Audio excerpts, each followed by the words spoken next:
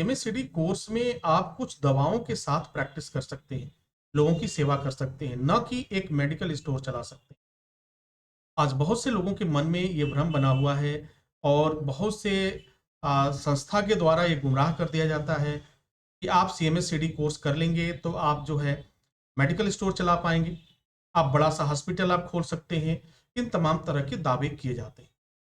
तो dear students and my dear friends, welcome back once again. मैं हूं doctor वेद और जो इसकी सच्चाई है मैं आपको बता देना चाहता हूं कि इस कोर्स की सच्चाई क्या है।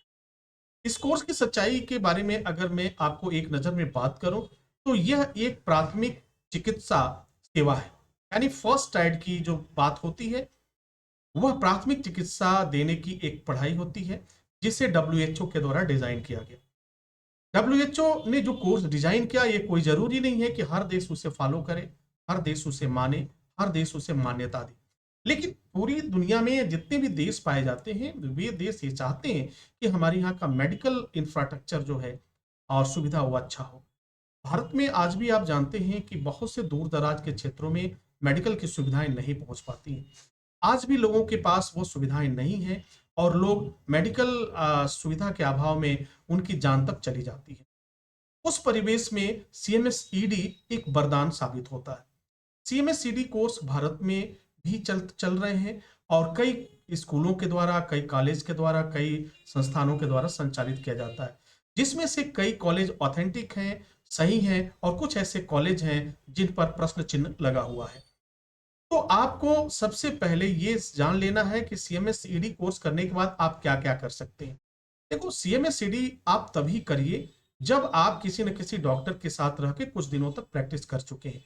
अगर आप प्रैक्टिस में नहीं हैं, अगर आप महिला हैं, तो महिला रोग विशेषज्ञ के साथ आप कम से कम 2 से 3 सालों का अनुभव आप ज़रूर करिए। उसके बाद आप सीएमएसईडी का कोर्स करें, तो आपके लिए थोड़ा-सा फ़ायदेमंद होगा। अगर आपने प्रैक्टिस नहीं किया है और डायरेक्टली आप करना चाहते हैं, तो फिर आप अपने लाइफ में आप जो कमाई होता है वो नहीं कर पाएंगे। भाई देखो, कोर्स कोई भी करता है तो उसका ये मकसद होता है कि हम इससे अपना करियर बनाएं, हम इससे 2 रुपए कमा सकें, अपनी जीविका चला सकें। आप कभी ये नहीं चाहेंगे कि हम इस कोर्स को करने के बाद हम फंस जाएं, फिर हमें जेल जाना पड़े, हम पर मुकदमे हो, ये कभी नहीं चाहेंगे।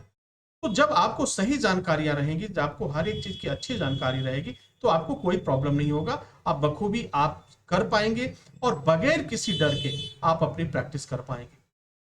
आज भी दूर दराज के क्षेत्रों में, जहां जो ग्रामीण इलाके हैं, वहां पे सीएमएसटी कोर्स करने के बाद जिसने भी सीएमएससीडी का कोर्स किया, हजारों की संख्या में नहीं, लाखों की संख्या में लोग हैं जो अपनी सेवाएं दे रहे हैं।